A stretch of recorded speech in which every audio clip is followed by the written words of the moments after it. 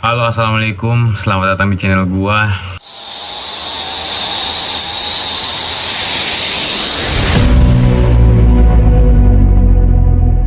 Kali ini gua mau cerita soal titik terendah gua, dimana pada saat itu gua punya ekspektasi yang besar dan ternyata tidak sesuai dengan harapan. Ini jadi salah satu cerita gua yang paling emosional sih. Sebab dulu gue punya cita-cita yang sampai sekarang masih pengen, cuman ya karena sudah terhambat dengan beberapa faktor yang sulit untuk kembali lagi ke sebelumnya. Jadi dulu gue punya cita-cita pengen banget jadi atlet sepak bola. Sampai kemudian gue masuk perguruan tinggi dengan jurusan olahraga juga.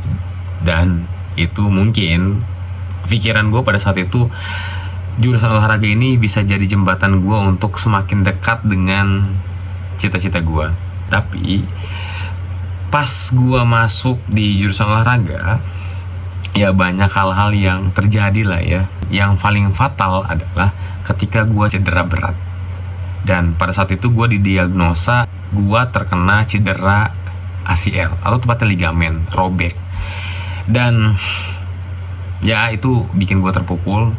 Itu bikin gue sangat bener-bener merasa seperti tidak berguna lagi. Ya dulu gue punya cita-cita itulah, pengen jadi atlet nasional yang bisa mengharumkan nama Indonesia pada saat itu. Setelah gue kejadian cedera, pada saat itu gue depresi cukup lumayan lama dan membuat pikiran gue berantakan. Kebetulan pada saat itu gue semester 3 dan sempat beberapa semester ke depan juga gua tidak bisa ikut kuliah kecabangan karena gua belum pulih. Sebab proses pemulihannya cukup lama dan memakan waktu, sampai-sampai gua kuliah pada saat itu juga ada beberapa semester yang sampai di tingkat 3 gua belum bisa kontrak mata kuliah cabang olahraga yang lumayan berat lah ya.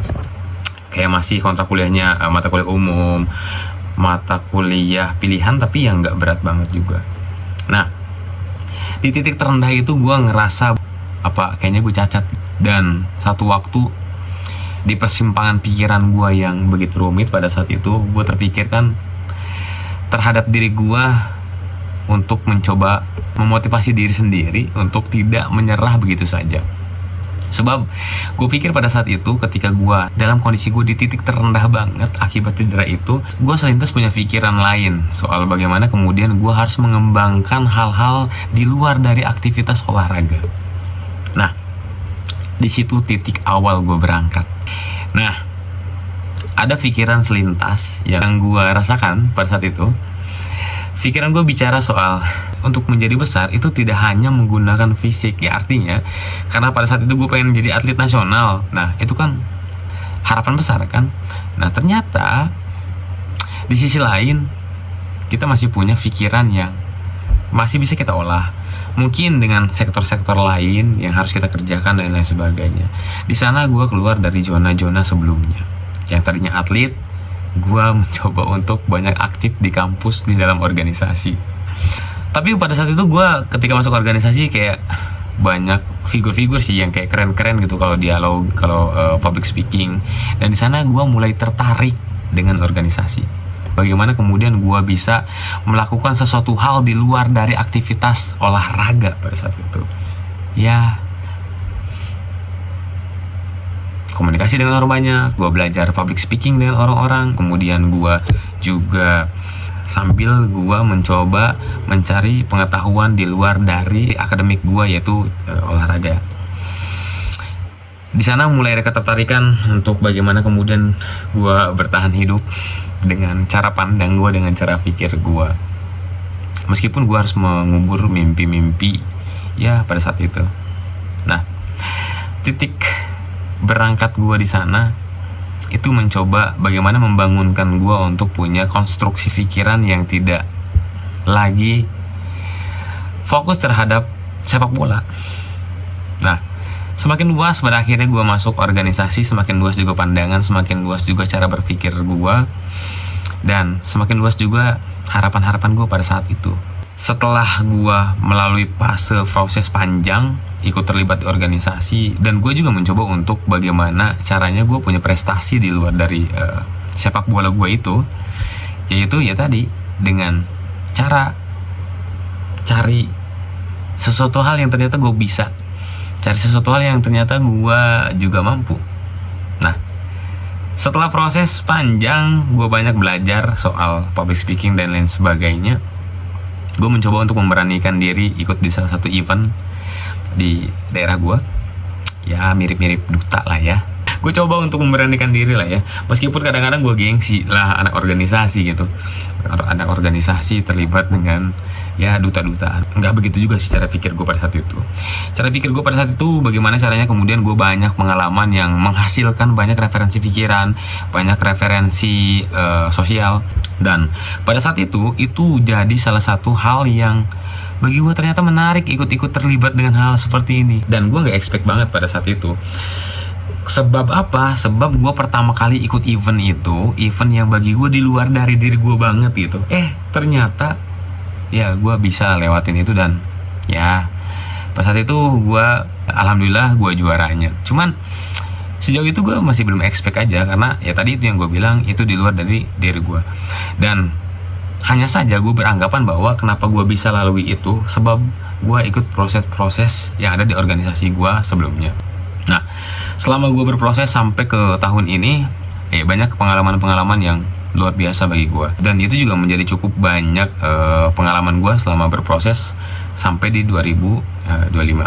Nah, pada saat itu karena gue proses di kampus sangat panjang, kaki gue cedera dan lain sebagainya, sehingga gue banyak tertinggal mata kuliah, dan gue cukup cukup gokil lah ya, lulus di 7 tahun terakhir gue lulus kuliah, tepatnya dari 2014 sampai 2021 kalau nggak salah.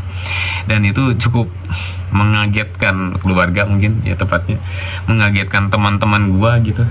Ya wajar lah ya, banyak dinamika, banyak proses-proses yang pada saat itu juga menghambat akademik gue. Cuman itu bukan jadi alasan, tapi ya mau nggak mau gue juga terima, dan itu resiko gue, dan gue harus lulus di 7 tahun. Awal mula titik balik gue, awal mula titik berangkat gue sampai sejauh ini itu banyak hal-hal yang mencoba membakar semangat gue, bahwa ya memang sekolah itu tidak menentukan kamu kerja apa, kamu jadi apa, bukan. Tapi bagaimana caranya kamu bisa mendewasakan perasaan kamu, bisa mendewasakan diri kamu untuk terus memperhalus perasaan kamu dalam berkehidupan. Nah, ya kalau misalkan perasaan gue pada saat itu kasar, ya mungkin juga emosi ya, apa yang terjadi dengan diri gue, dan gue mungkin nggak selesai dengan kuliah gue. Sebab di proses itu terus mengasah perasaan gue untuk terus hidup dengan layak dan baik.